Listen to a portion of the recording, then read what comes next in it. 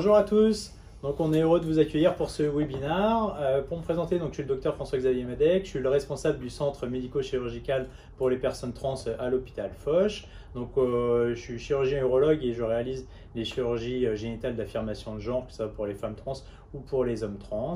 Et je suis heureux d'accueillir dans notre équipe depuis le mois de novembre le docteur Aurélie Sherman. Bonjour à tous, je me présente, donc je suis le docteur Aurélie Sherman. J'ai eu la chance au cours des 2 dernières années de les passer dans le service de professeur Ralph à Londres, à University College London Hospital. Et durant ces 2 ans, je n'ai fait que de la chirurgie transgenre, female to male, donc les métaïodioplasties et les phalloplasties. Je suis arrivée depuis peu à Foch et ce que change mon arrivée, c'est qu'on va ouvrir des consultations d'urologie pour les hommes trans, des nouvelles plages opératoires, donc les délais sont raccourcis et on se fera un plaisir avec le docteur Madec de vous recevoir. Voilà, donc on est vraiment heureux de cet enrichissement de notre gender team. Donc l'année 2024 va être vraiment plus concentrée sur les chirurgies masculinisantes pour les hommes trans, à savoir les métoïdioplasties et phalloplasties. L'objectif de ce webinaire, ça va être de dresser un peu un diaporama des avantages et des inconvénients de chaque technique pour savoir quelle est la technique qui vous correspond le mieux.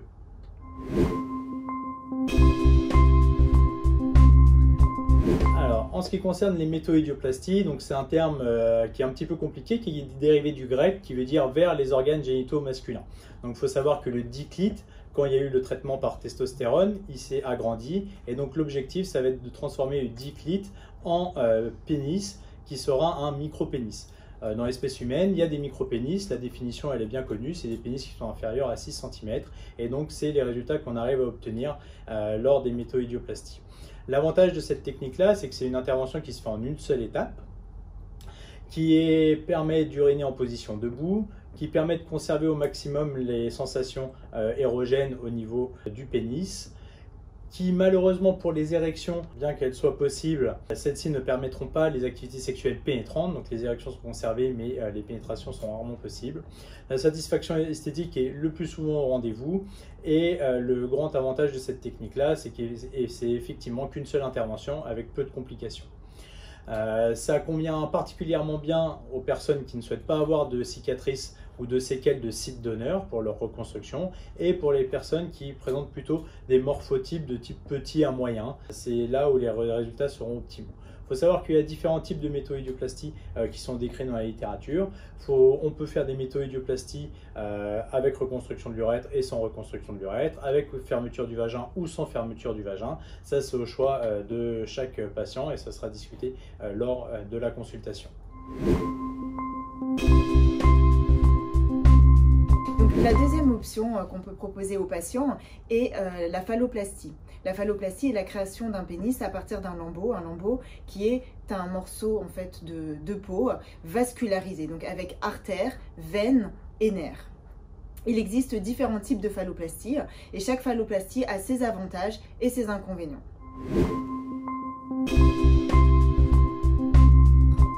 Il existe différents types de phalloplastie. Je vais uniquement m'attarder sur les 3 phalloplasties qui sont les plus demandées par les patients et les plus réalisées dans les centres de Gender Team. Donc tout d'abord, la phalloplastie antébrachiale.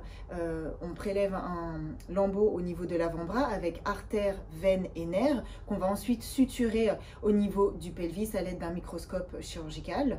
Les 2 autres phalloplasties dont je vais vous parler utilisent des lambeaux de proximité, abdominal ou inguinal, ou un lambeau au niveau de la cuisse. En fonction du type de phalloplastie choisi, la sensibilité ne sera pas la même. Et l'aspect esthétique ne sera pas exactement le même. Il faut savoir que certaines phalloplasties ont des cicatrices plus faciles à cacher que d'autres. Donc pour plus de détails sur les différents types de phalloplastie, vous pourrez au cours d'un prochain live poser toutes vos questions et j'y répondrai avec grand plaisir.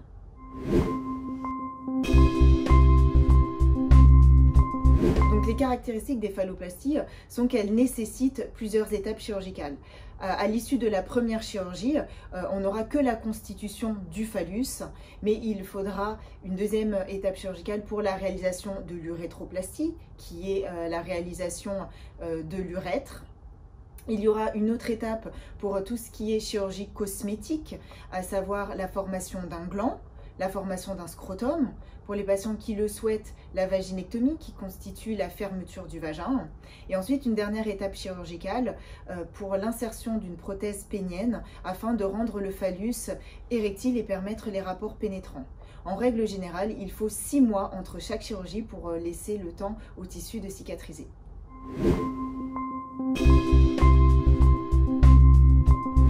Il est très important de dire aux patients qu'aucune des chirurgies proposées n'est obligatoire. Il s'agit plutôt de chirurgie à la carte et on s'adapte aux désirs des patients.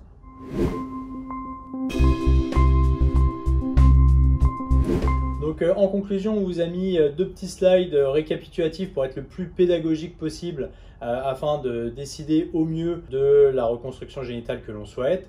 Donc vous avez la première slide qui est un tableau avantages-inconvénients entre les méthoïdioplasties et les phalloplasties. Et puis un deuxième tableau qui récapitule les différents types de phalloplasties avec, pareil, leurs avantages et leurs inconvénients les unes par rapport aux autres. Comme vous l'avez compris, sur l'hôpital Foch, on s'est vraiment focalisé sur la prise en charge des personnes trans et pour l'année 2024, ça sera sur les hommes trans puisqu'on a pu ouvrir des consultations qui sont dédiées et on a des accès au bloc opératoire aussi qui ont été ouverts pour ce type de chirurgie, ce qui va pouvoir permettre de répondre à la demande qui est importante à l'heure actuelle. Donc on espère que cette vidéo vous sera utile. Si vous souhaitez nous contacter, le plus simple est d'appeler directement le secrétariat, soit celui du Dr Madec, soit celui du Dr Sherman. L'autre solution est de nous contacter directement par mail. L'adresse est chirurgie.génitale@hôpital-du6foch.com et on se fera un plaisir de pouvoir répondre à vos questions.